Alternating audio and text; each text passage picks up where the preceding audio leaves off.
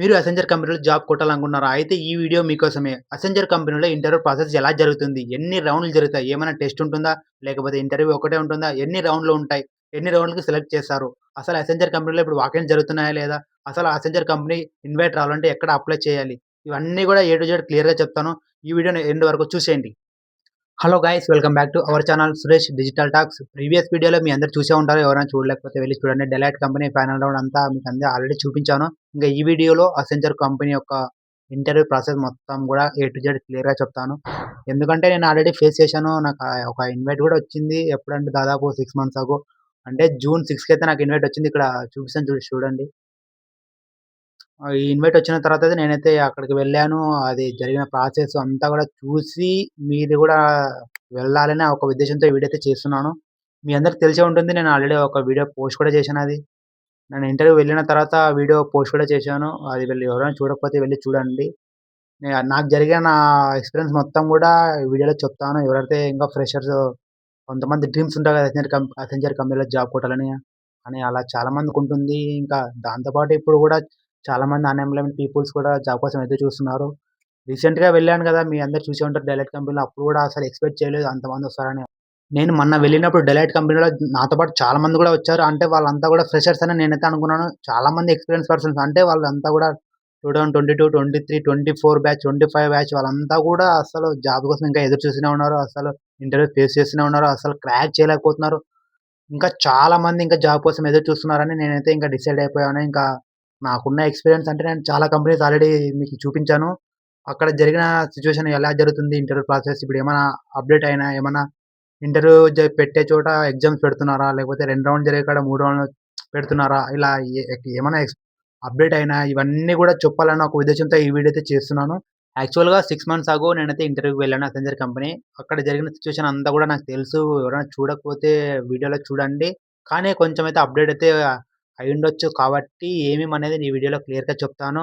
ఎవరైతే జాబ్ కోసం ఎదురు చూస్తున్నారో వాళ్ళంతా గూడా ఈ వీడియో చూడండి. చాలామంది ఇప్పుడు ఈ వీడియో చూసే వాళ్ళంతా గూడా నాకు తెలిసి జాబ్ కోసం ఎదురు చూస్తున్న వాళ్ళుండొచ్చు. 23, 24, 2022 ఇలా ఎవరో ఒకరు జాబ్ సీకర్స్ అయితే నేనైతే అనుకుంటున్నాను. వాళ్ళందరూ గూడా ఖచ్చితంగా జాబ్ కొట్టాలని నేనైతే అనుకుంటున్నాను. కానీ ఇంకొకటి రెజ్యూమ్ గూడా మంచిగా చేసుకోవాలి. ఏదైతే ప్రిపేర్ అవ్వాలనుకున్నారో యాక్చువల్‌గా అక్కడ ఐటీ జరుగుతున్నాయి. నాన్ ఐటీవి జరుగుతున్నాయి.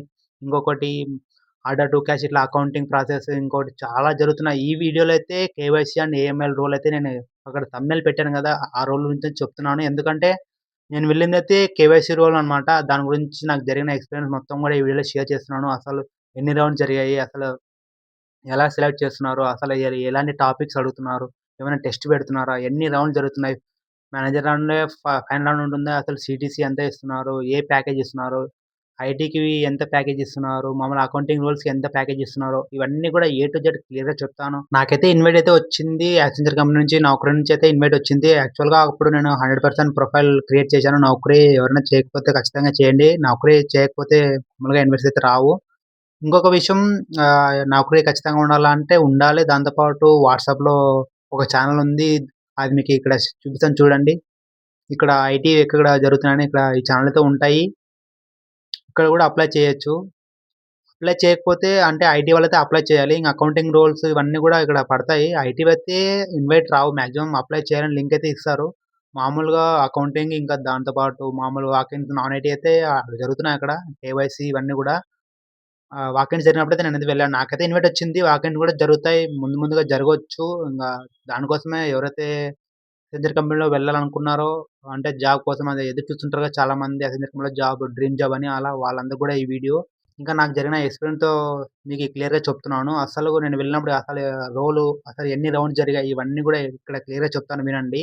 యాక్చువల్‌గా నాకైతే ఫస్ట్ రౌండ్ అయితే మామూలుగా ఇంట్రడక్షన్ అంతా కూడా అయిపోయింది. దాని తర్వాత ఇంక మార్నింగ్ నుంచి ఈవినింగ్ ఆల్రెడీ చెప్పాను. ఈవినింగ్ అయితే నాకింక మళ్ళీ సెకండ్ రౌండ్ జరిగింది. అప్పుడైతే సేమ్ టు సేమ్ మళ్ళీ ఫస్ట్ ఇంట్రడక్షన్ అడిగారు. మామూలు కేవైసీ అండ్ దాని గురించి రూల్స్ అడిగారు.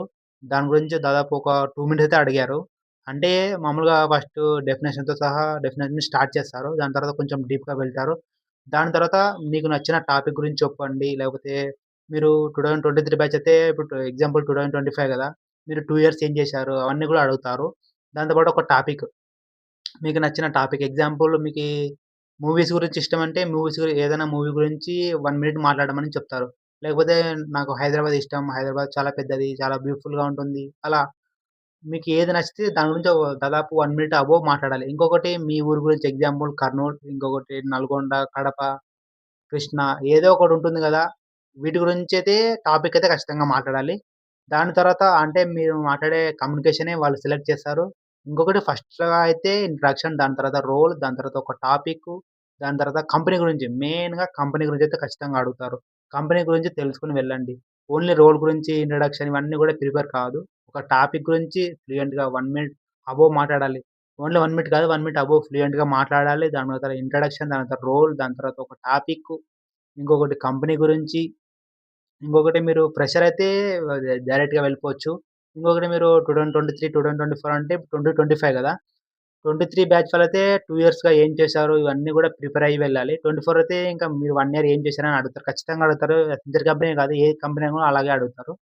ఇంకా 25 బ్యాచ్ వాళ్ళైతే ఇంకా ఏం ప్రిపేర్ అవ్వసరం లేదు. ఇంకా ఫ్రెషర్స్ కాబట్టి మామూలు రోల్, ఇంకా ఇంట్రడక్షన్, ఇంకా టాపిక్, ఇంకా కంపెనీ గురించి ఇవన్నీ గూడా తెలుసుకొని వెళ్ళాలి.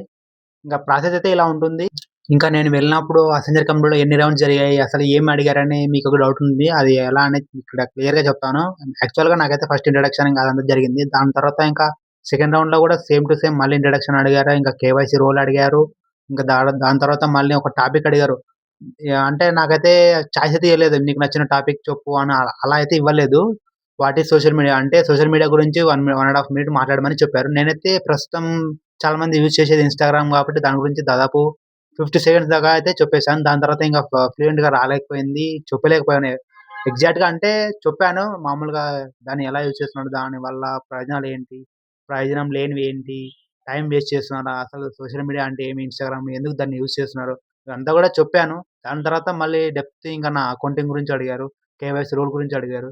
ఇవన్నీ గూడా అడిగారు. కానీ ఇంక దాని తర్వాత వాళ్ళైతే ఇంక క్లియర్ చేయలేదని చెప్పారు. నాతో పాటు 8 మెంబర్స్ కూడా క్లియర్ చేయలేదు. మా పక్క బ్యాచ్ వాళ్ళైతే సెలెక్ట్ అయ్యారు. ఇంకా కేవైసీ రోల్ అయితే కేవైసీ ఇంకా ఏఎంఎల్ రోల్ అయితే సెలెక్ట్ అయిపోయారు. అప్పుడు ఒకవేళ నేను గూడా ఆ రౌండ్ సెలెక్ట్ అయినట్లయితే నెక్స్ట్ రోజు మెయిల్ పంపించేవాళ్ళు. టెస్ట్ అయితే ఉంటుందని చెప్పారు వాళ్ళ హెచ్ఆర్ అక్కడ.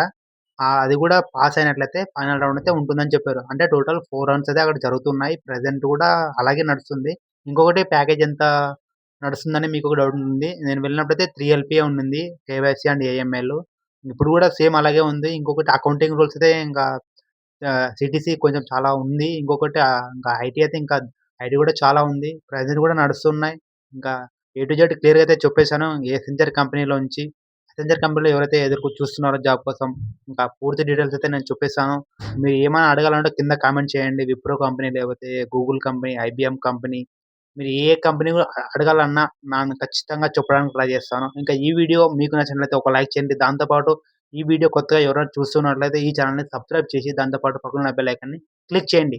మళ్ళీ నెక్స్ట్ వీడియోలో కలుసుకుందాం.